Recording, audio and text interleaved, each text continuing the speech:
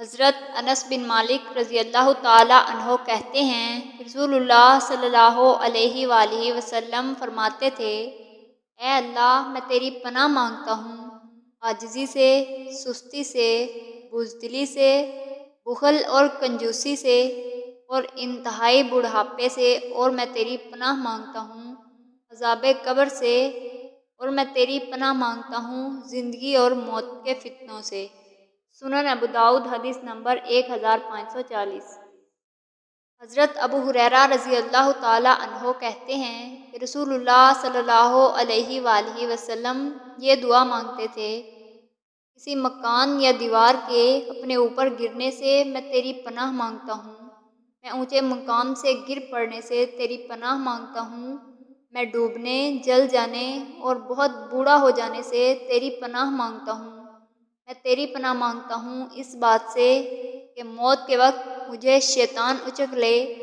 اس بات سے تیری پناہ مانگتا ہوں کہ میں تیری راہ میں پیٹھ دکھا کر بھاگتے ہوئے مارا جاؤں، اور اس بات سے تیری پناہ مانگتا ہوں کہ کسی زہریلے جانور کے کاٹنے سے میری موت آئے۔ سنن ابو داؤد حدیث نمبر 1552۔ حضرت محمد بن صفوان رضی اللہ تعالیٰ عنہ کہتے ہیں، میں نے 2 خرگوش شکار کیے، انہیں ایک سفید پتھر سے ذبح کیا،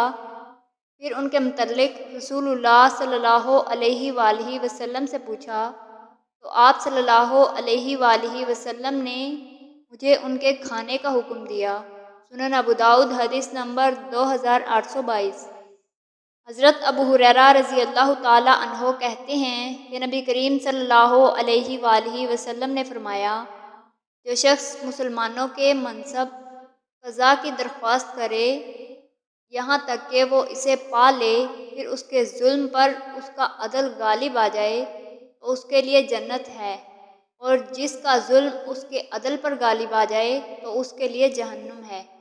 سنن ابو داؤد حدیث نمبر 3575۔